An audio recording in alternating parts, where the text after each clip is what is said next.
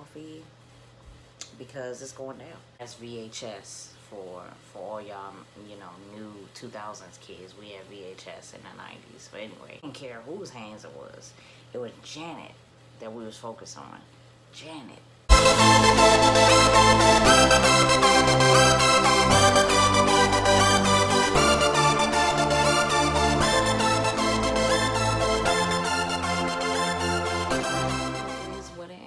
It's Umbrella, and I am back with another video. I am back with the part 2. I know I just put up 4, didn't I? I am back with the part 2, the Janet Jackson documentary, okay? Let me grab my notes, grab your coffee, because it's going down. Basically, in the last video, I believe I left off on her relationship with Rene. Yes, his name was Rene. He was a video director, and they were married from 1991 to 2000. They were together after her relationship with James DeBarge. Their marriage, was annulled, only lasted a year. I talked about that in the last video. If you didn't see the last video, go see it. She got with Rene. He was a creative, so I think that it helped with her growing career. I think it helped her to be with someone that understood her being creative, understood her being a mogul, understood her vision for what she wanted out of her own career. I think it's very helpful for creative people in general to be with someone that is creative, because there's a huge understanding factor in that. That's just very helpful. It was with Rene from 1991 to 2000, so that was a pretty long relationship. I think the relationship, she talked about in the documentary, the relationship fizzling out because he, was kind of like a fan, and I addressed that in the last video, but what I really meant by that was he was a fan in a way that he didn't take time off. Like, he was constantly talking about her image, constantly talking about her career, and, as someone that's been on TV, that's been in the industry since she was a kid, she just wants to take time off sometime and have some fun. There was a point where she was doing a tour in Europe, and he was like vlogging the whole thing, even when she went to go see her mom, and she wanted that to be kind of private. In the video, you could see her getting upset about that, like, put the camera down. A lot of her friends or dancers would like put the video camera down. Like, she just wanted some type of privacy. Like, I think that that's something that he didn't understand, is that she's always had cameras in her face since she was a kid. And she was just tired of that. And when she wants downtime, she wants downtime, respectfully. Relationship didn't last. To me, I feel like he was with her at the time of like her prime. And Janet is Janet, okay? She was always in her prime. But what I mean by that is like a primal age where she's like a woman. Like, she's a woman now, you know what I mean? She's not no little girl. She's a woman now. And I feel like he had her at a very primal time in her life, and it's kind of interesting how a lot of men have women in their prime and what they do with women in their prime and how they treat women in their prime, because I feel like he was just so, into the work, and, and to a certain extent that could be motivation, right? That could be, being a fan isn't a bad thing all the time, but it's like when you become obsessed, then that's the issue. When you don't want to take a day off, that's the issue. When I'm trying to go somewhere just to get something really quick, maybe a snack, and you're like, wait a minute, you don't look like Janet right now. You need to go put on some makeup before you leave the house so you can look like Janet. That's a problem. So it would be like little things like that that cause issues in their relationship. And towards the end of it, it fizzled out. Around the 2000s, they ended their marriage. And he was doing something in the documentary. You could see him on TV basically saying that he was suing her. He wanted money for the Rolling Stone cover. He wanted money for having his hands on her boobs. That was his hands in the picture. And he said that. He actually said that, like, those were my hands, so I need to be paid for that. I'm just like, what? Like, who does that? Seriously? Because the cover was so large and successful, he thought that he should get a slice of that, when it's like, it was her body though. It was the whole point of it being so successful was that it was Janet topless. Like, it wasn't you had nothing to do with that part. We didn't care whose hands it was. It was Janet that we was focused on. Janet. Sometimes when you're with someone that's creative, some type of jealousy is created, and people get jealous of success, especially if it's two creative people in a relationship. They get jealous of success. They get jealous of attention. So I think it was a lot of that too. He was just jealous because she was on a roll. She was very successful. She was touring. She was doing interviews, and no one wanted to interview with him. Even though he did a lot of her work. He did, well, not a lot of her work, but he helped her with her image. He directed the video, That's the Way Love Goes. He was there on the scene with when she did the movie with Tupac, Poetic Justice. He wasn't directing that, but I think he was just always around. Even there was a clip in the documentary of Tupac saying, like, I wanted to kiss her. I think I said this in the last video though, but he was just always around, and that can be hovering, like a helicopter. Like, he was just hovering all the time, and it probably made her feel like it probably took the fun out of a lot of things that she was doing at the time. So their relationship did not last. I did watch an interview with Janet Jackson, and she was talking about Michael. Of course, they were asking about Michael. There were scenes in the documentary where, like, people just kept asking about Michael Jackson, Michael Jackson, Michael Jackson, which is annoying. But she did an interview around the time of his death, and not around the time, but like a couple years later.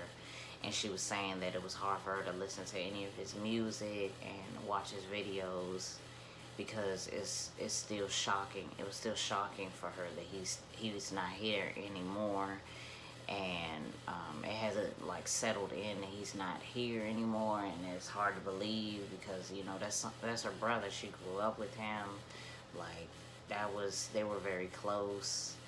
And she also talked about like him having or they brought up, I can't say she talked about it, they brought it up that he had prescription drug addiction, and she actually said that they tried to do an intervention multiple times.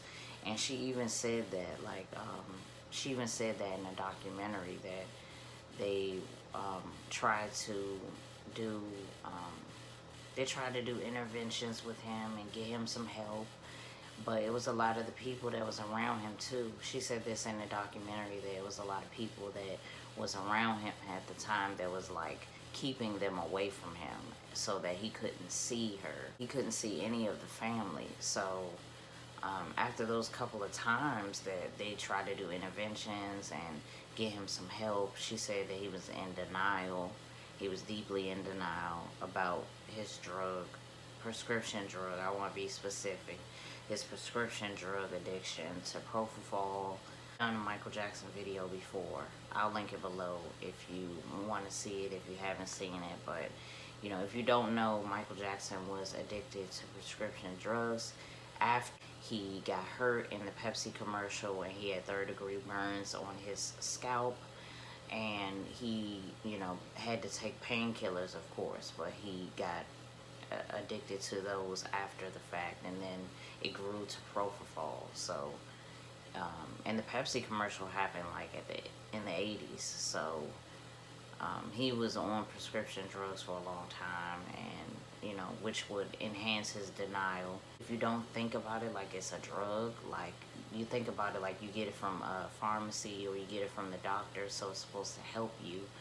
But in actuality, if you take too many of those, then it could be just as fatal as anything you find on the streets. She was saying that she didn't watch This Is It. Anyway, I don't want to make this like solely about Michael Jackson, but this was in the documentary as well. Her riding past the house and talking about like trying to see him, and they couldn't see him, including she talked about scenes where they were working on Scream. There was a specific video of him recording, and this was the most epic thing I've ever seen. Like, probably I've ever seen was. That's why y'all gotta watch this documentary. It was epic. It was like he walked in. He walked in the studio with Janet, and he was just like, you know, like his regular soft voice. He was just like, "You guys ready?" or something like that. And he walked right in, and his voice like just took off. And y'all know Scream is a very aggressive song, so he just went off, like, in the booth. It just, they played it, and he just went off. It was like he did it in one take, and I've never seen anybody do that before. So it was amazing. Like, that was probably one of the most amazing things I've seen Michael Jackson do. And it just showed how much magic he has. Not even just talent, magic. Singing very aggressive, very strong. You know, nothing in comparison to his like regular soft voice. Just insane. Like, you gotta watch that documentary. But on top of that, she talked about like being separated from him as they were doing Scream. As y'all know, like, Scream, the video was one of the most expensive videos ever made. It was the duo. It was one of the most epic songs that Michael Jackson and Janet have ever done, because it was them together, and it was them at the time. I want to say it was the bad, yeah, it was the bad era for Michael Jackson, and Janet Jackson was seasoned as well in her music, and it was probably around the same time as the Nutty Professor soundtrack came out. It's All For You, that song, that was my favorite Janet Jackson. Probably is. It probably still is my favorite Janet Jackson song. It's All For You. I remember fast forwarding the VCR just so I could watch the video at the end of the movie. But and that's VHS for all y'all, you know, new 2000s kids. We had VHS in the 90s. But anyway, talked about being separated from Michael during the entire video. Like, she didn't see him until they had scenes together, and then after they had scenes, that was it. Like, she didn't see him anymore, and how like she thought it was gonna make them like grow their relationship, make them feel closer together, and it didn't. It actually made her feel more isolated from him. And I know it had a lot to do with the people that he's around and his entourage, but I think it had a lot to do with the drug use too. I think that he just didn't want her to see him doing it, and he know his sister. He know his sister gonna tell him like, "What are you doing?" Like, cause any sister would. "What are you doing?" And I'm sure she wanted to come at him like that just because of what happened with her and James DeBarge, and how he was on drugs, and how he would just disappear. And I think it was continuing that loneliness, like that feeling of isolation with someone that you love, you know. So it's crazy how things can be linked together, whether you're in a relationship with somebody or it's your family.